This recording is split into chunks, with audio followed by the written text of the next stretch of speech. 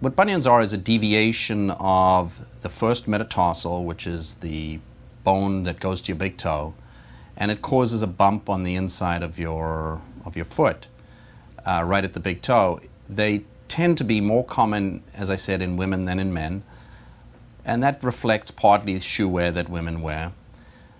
It's a problem largely that I see in middle-aged women, but there's a subgroup of patients who are teenagers and so forth who have this problem as well. The issue is that the first metatarsal, which is the bone that goes from the middle of your foot to your big toe, is deviated out of position. There's an inheritance component to this, and it's exacerbated by shoe wear. And patients vary greatly in the intensity of the symptoms that they have from this problem. Meaning I can see patients who have a mild bunion that may be pretty uncomfortable, and I may see someone who's got a pretty big bump and an ugly looking foot that it's not too uncomfortable. It's certainly not mandatory at all that bunions need surgery. The reason to operate on bunions is basically that they've failed non-operative therapy. And what is non-operative therapy? It's wearing the appropriate types of shoes. It's sometimes an arch support can be helpful. Basically not squishing your foot into a shoe that it shouldn't be in.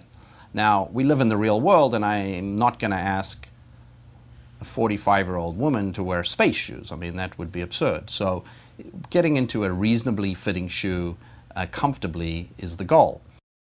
So the question is, how do you correct a bunion, and what are the surgical principles involved? And the answer is that if you look at a normal foot, which is this model, you'll see that this bone and this bone are parallel. And so that's what you're trying to correct, because in a bunion, this first metatarsal is deviated that way. So the couple of x-rays that I'm going to show you there, you'll notice that on the left, there's a bunion that's a little milder, and on the right, there's a bunion that's more severe. So for me, the bunion on the left gets what I call a chevron-Aiken procedure. And the chevron-Aiken procedure is a procedure that's done under local.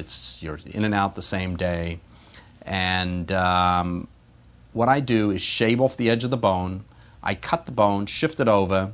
In this particular procedure, I use a dissolvable pin, and then make another little cut just on the other side of the joint, called an Aiken procedure. And you can see from the post-op x-ray on the left that she's gotten a nice correction. That's a very appropriate procedure for a mild or moderate bunion. If you look at the other side, in addition to, she has a couple of hammer toes and so forth, which is a different discussion. But what I've done is I've gone to the base of the first metatarsal, which is the base of this bone. And you'll notice on the post-op x-ray that there's a metal plate there with some screws. And what I did is cut that bone more towards the base and made it parallel, that is the great toe, first metatarsal, parallel with the second metatarsal. In addition, I do some soft tissue balancing at the big toe, and that gets an excellent correction for a more severe bunion.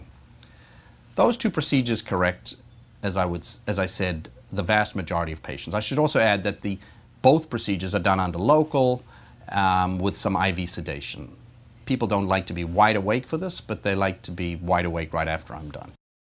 The question is, what's the recovery like from bunion surgery? And of course, there's some variability between patients.